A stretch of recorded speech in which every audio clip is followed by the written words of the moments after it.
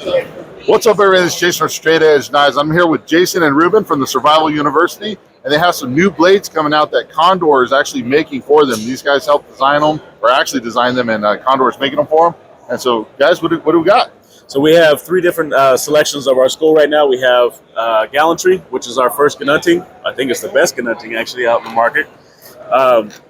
We have Courage right here, which is a 6-inch blade, and we'll go into detail a little bit more with these. And then we have our Spirit model, so we can break into it. But yeah, that's what we got coming up. So what was the purpose for why did you guys, so obviously all three of these have an intended design purpose, so. Right. Well, let's start from the bottom. So we've had two different models right here. Yeah, so this is the Spirit. There you go. This is what I'm going to use it. Oh, I guess you call my everyday carry when I'm out in the woods. I don't know if you can hear me. Sorry, we've got one mic that we got to share. Does this one work? Yeah. So thanks. So this is what I'm going to use on my day-to-day basis for basic carving, my whittling tasks, and then we'll move up size. We'll go into detail a little bit more as we go up. But a slightly larger knife, a chopper. That's a 6-inch blade. Right. And then Reuben, his baby is this big one up here that he'll go into a little bit more. Absolutely. So yeah, we really put a lot of work in these. Jason Breeden is our knife designer for Condor. He reached out to us about a little less than a year ago, and wanted to collaborate with people that really use these knives out in the woods. So, I've been teaching, started at Colorado Mountain Man Survival, now the Survival University. Started out at Colorado Mountain Man Survival in 2010, and then we kind of went full scale in 2015 with Survival University. But anyways, we really this is our primary tool. So I've been using a lot of different knives, Condor knives. I love their knives, so that's a really big reason we are using them for our manufacture. But Reuben's going to go over some of the specs on this. He's my knife guy to talk about all the reasons that we have the handle design, the knife design, the tip, the grind, all that stuff. He's kind of my specialist. So I'm going to turn it over to him and let him go into the details on all of this. All right. So let's go with the basics real quick. We have both of our smaller knives, or our knives in general, are 1095 high carbon steel. They all have a 90-degree spine, sharp spine on the back, and the back scraper. Most knives are coming with that nowadays. It's actually very functional when it comes to scraping fat wood and bark, things like that. All of our knives, like I said, have the 90-degree spine, but being 1095, we wanted something that is a little bit more functional to our students. So we wanted that aspect of the 1095, so if you strike the back of the spine with a rock or like quartz, flint, you're able to get a spark off of it and start a fire. The edge I didn't know itself. you could do that. Oh yeah, with the 1095, you can actually do it with the Ganunting too. Oh, I didn't know with the quartz you could get a spark. Oh yeah, anything with the. It's like I'm learning something new now too. Anything that's harder than the steel. Quartz, flint, I'm gonna go home and try that now. Yeah. Sorry, didn't mean to No, interrupt you're you. good. The one thing that I wanted to change on most knives is, especially on both of them, this first inch right here, it has like a flat edge, and then the belly starts right down here and comes up. That's a little bit better for feather sticking. It also gives you a better cut when you're skinning animals, and it also has a better point when it comes to carving and all. So yeah, this is a great design. Micarta handles, like we said, we wanted to keep it basic. We wanted function, but we didn't want pretty. There's too many pretty knives out there that just, to me, are useless. Did you talk about the handles? We put a lot of thought into the handles. So yeah, we can go into that. Actually, I was going to bring that up because I was noticing on the handles, there's like some not carved out, but milled out kind of flat spots. Oh yeah, right here on the back palm to knock out any hot spots. But as for the handle itself, that's what this actually started with. We started off with the handles first. We see a lot of knives nowadays for us that have a bigger finger choil in the index. And personally, I don't like that because when we're holding a knife, most of the time people are trying to hold it like this when we're carving. And that's good for whittling, things like that. It has its place when you're carving finer pieces. But when you're out in the field and you're trying to hog off a lot of wood, you're putting a lot of tension on the back tendon. And that causes a lot of problems like tendonitis, things like that. I have a background in massage therapy, so I've seen different problems like that. So what we did was we actually made these two spots right here, these troils, a little bit thicker so that you can have a better purchase on the handle. right up here where the index finger will sit, if I choke up just a bit, my index finger sits a lot easier. So when I'm hammer gripping it, when I'm carving, when I'm feather sticking, you have a better purchase on the handle. So that came across with both knives. Another thing that I want to talk about too, since we're talking about the handles and all,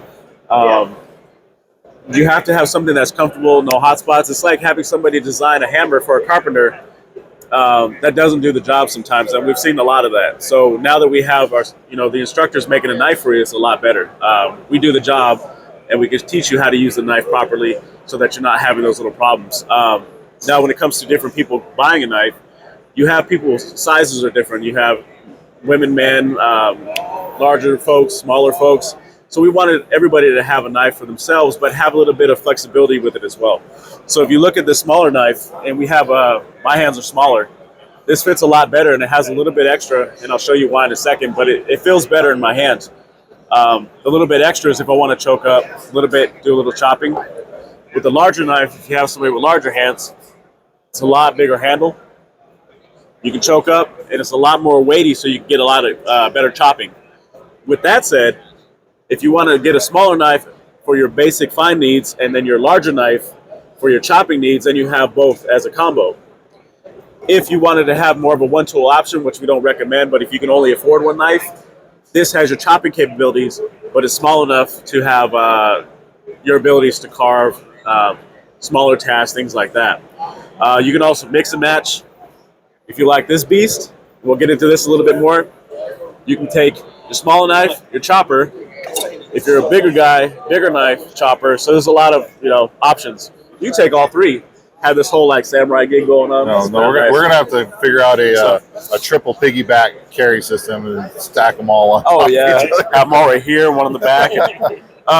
So let's go on the Gnunting real quick. The Gnunting's handle is a little bit different as well. So that what we're actually calling it? It's the Gnunting style. Gnunting style. Yeah, you're right. This is called the gallantry. That's our name for it. It's a kickoff of the Gnunting. Yeah.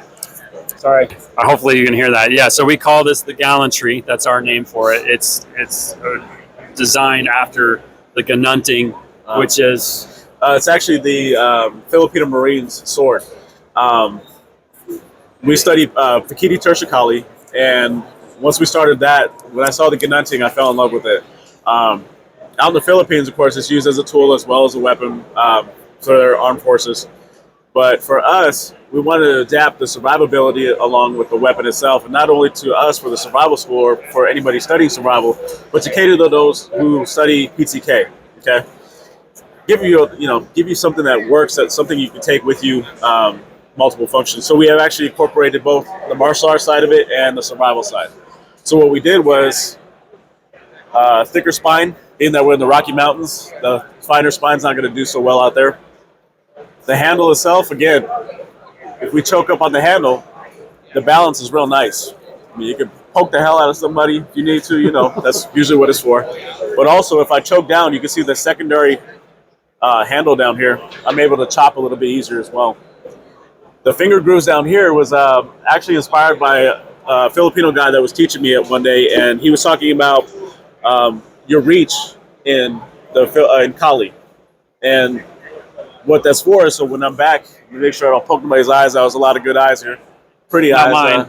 Mine. If I'm actually going to strike and I need to get some distance, that finger groove is so it drops, I can actually put my fingers in there and reach out a little bit further. So I thought that was a cool piece of information. I want to throw that as an inspiration to this gentleman teaching us. But also, of course, you don't want this flying out of your hand and hitting somebody across the way. So, especially in a show like this, there's a lot of beautiful people. So, but yeah, so that's pretty much it. This is a 1075 high carbon steel blade. Yeah, that's pretty much it for what I got. Also with this, has a scraper on the back. Kind of incorporates the same aspects as the other survival knives, but yeah. That's pretty much it from my side. Or about poke you though. Oh no, you're good. All right, man. And then on the sheaths, these are the actual production sheaths now. They're going to come with ferro rod holders, right? Yes. So two of them technically. So you can. Well, no. The two or one? It's just one really. But the nice thing about this ferro rod holder design is it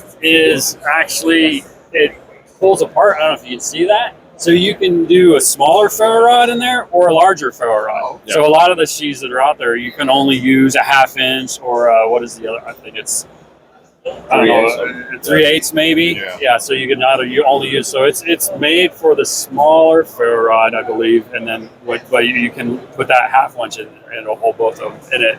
The double one is so it just holds it there sturdy. If you find that you don't want to have both of these holders on there, it's got the screws on there, so you can take it off, and you can only have one. 3/8, not 3/8, but yeah. The 3/8 is like tiny. Yeah, no, yeah, whatever size it is. 3/4 something. 3/4 something. Yeah. But all three sheaths are basically identical. Yeah, right. They are. Yeah. And what we did, everybody likes to kind of customize their sheaths, so they come with the webbing. For me, I don't like the webbing stuff. I'm going to take the webbing off, and the holes here are lined up so you can use tech locks or what's the Ulti clips or whatever you want to use.